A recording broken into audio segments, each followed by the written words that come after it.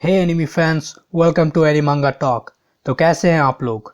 Hope कि सब कोई अच्छा ही होंगे। तो आज मैं आ गया हूँ एक नया टॉपिक लेकर। आज हम बात करेंगे शारदा के बारे में। जैसा कि आप सबों को पता ही होगा, शारदा सास्के और साकुरा की बेटी है। पर साकुरा ने उसे अकेले ही पाला है, क्योंकि सास्के ओत्सुजुकी का इन्फॉर्मेशन लेने के लिए हमेशा विलेज से बाहर ही रहता था। और जब सास्के वापस आता है तो देखता है कि शारदा बड़ी हो चुकी है। सोचो, अगर तुम्हारा बाप तुम्हारे जन्म से लेकर 12-13 साल तक गायब रहेगा, उसके बाद वापस आएगा तो तुम्हें कैसा लगेगा? अगर मेरे बाप ने मेरे साथ ऐसा किया होता तो मैं तो अपने बाप के ऊपर केस ही कर डालता।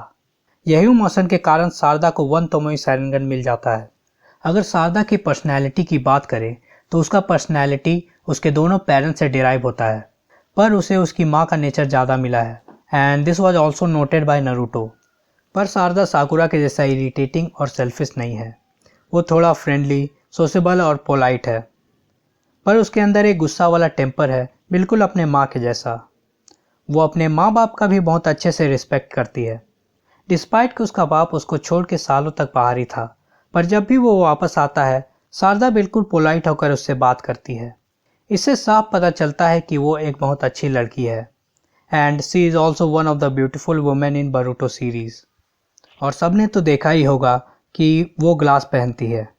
वो ग्लास बेसिकली किरीन ने उसे दिया था एज अ गिफ्ट। जब शारदा बहुत ही ज़्यादा बीमार हो जाती है, तब किरीन उसके पास आती है और अपना ग्लासेस शारदा को देती है। यही कारण से शारदा कंफ्यूज हो जाते हैं कि कहीं किरीन उसकी असली माँ तो नहीं है। पर जब किरीन से वो मिलती है तो उसे सच्चाई पता चलता है। चलो, अब उसे चश्मा मिल गया तो ठीक ही है, पर एक उचीहा को चश्मा, ये कुछ बात जम नहीं रहा। उचिहा clan one of the feared clan में से एक है। उन लोगों के विजुअल जुत्सु के कारण पूरा शिनोबी वर्ल्ड डरता था। और नारुतो सीरीज में फोर्थ ग्रेट निंजा वॉर भी एक उचिहा के वजह से ही हुआ था। और उचिहा हिस्ट्री में सास्के सबसे ज़्यादा पावरफुल है और उसकी बेटी को आँख का दिक्कत है। ये मुझे कुछ जमा नहीं। पर हमने देखा है कि डिस्पाइट चश्मा, उसका विजुअल पावर अच्छा खासा है।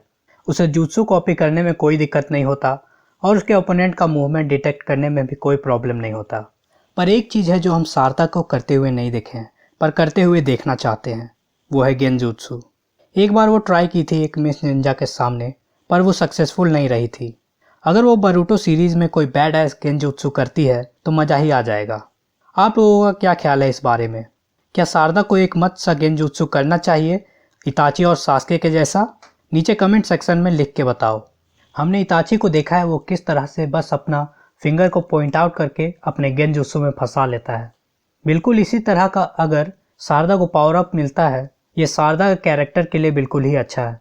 बरूटो सीरीज में हम लोग जितना डीप जा रहे हैं, हम लोग देख रहे हैं कि बरूटो को बहुत ही ज़्यादा पावर अप मिल रहा है। उसके पास कारमा है, जिससे कि उसे बहुत ही ज़्यादा पावर बूस्ट मिल जाता है। और मित्सुकी के पास भी सेज मोड है, जो कि बहुत ही पावरफुल है। वो सेज मोड को यूज़ करके इतना ज़्यादा फास्ट हो जाता है कि ओरोचिमारू भी उसे नहीं देख पाता है। पर यहाँ हम देख रहे हैं कि टीम 7 में सभी को पावर बूस्ट मिला है, पर हमने अभी तक शारदा का पावर अप नहीं देखा है। उसे भी कुछ कूल सा पावर अप मिलना ही चाहिए। उसे अब मंगाक्यो शैरिंगन मिल ही जाना चाहिए। अब देखते हैं उसे मंगाक्यो शैरिंगन कैसे मिलता है। क्या सास्के के मरने के बाद शैरिंगन मिलेगा? हो भी सकता है, क्योंकि जहाँ तक हमें इंफॉर्मेशन मिला है, डीप इमोशन से ही मंगाक्यो शैरिंगन मिलता है। और सास्के के मरने से बड़ा डीप इमोशन और क्या हो सकता है। सास्के को उसका मंगाक्यो इताची के मरने के बाद मिला, इताची को शिसुई के मरने के बाद मिला, और शिसुई को उसके एक कॉमरेड के मरने के बाद मिला। यहाँ क्रोनोलॉजी समझो। यहाँ मंगाक्यो शैरिंगन किसी न किसी के डेथ से रिलेटेड है। अब यहाँ देखना ये है कि शारदा को किसके डेथ के बाद मंगाक्यो शैरिंगन मिलता है। अब मंगाक्यो मिलने के बाद उसका एबिलिटी क्या रहेगा, ये भी इम्पोर्टेंट है। हमने देखा है कि जिसके पास भी मंगाक्यो शैरिंगन है, उसके पास अपना एक स्पेशल एबिलिटी है। वो एबिलिटी बस उसका अपना है और वो किसी दूसरे के पास नहीं मिलेगा। जैसे इताची का स्पेशल एबिलिटी सुकुयोमी था, ओबितो का स्पेशल एबिलिटी कामुई था, और सास्के का स्पेशल एबिलिटी था एंतोन कागात्सुची या इन्फर्नो स्टाइल फ्लेम कंट्रोल। यही एबिलिटी का यूज़ करके सास्के अमातेरासु फ्लेम को कंट्रोल करता था। और हम लोग अमातेरासु को एक स्पेशल एबिलिटी नहीं बोल सकते हैं, क्योंकि ये एबिलिटी को पास किया जा सकता है।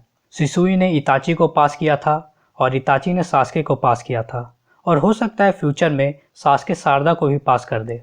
हमने देखा है कि शारदा एक हार्ड वर्किंग गर्ल है और वो अपना ट्रेनिंग बड़ी शिद्दत से करती है। अब फ्यूचर में नहीं पता वो कितना ज़्यादा पावरफुल बनती है, पर हम उसको बहुत ही ज़्यादा पावरफुल देखना चाहते हैं।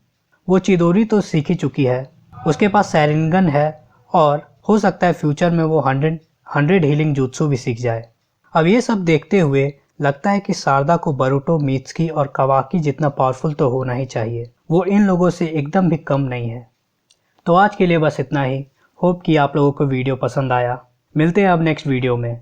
इस वीडियो को लाइक कर देना और सब्सक्राइब तो ज़रूर करना, क्योंकि इससे मुझे मोटिवेशन मिलता है। तो अब मैं चलता हूँ, तब तक के लिए टाटा, गुड बाय।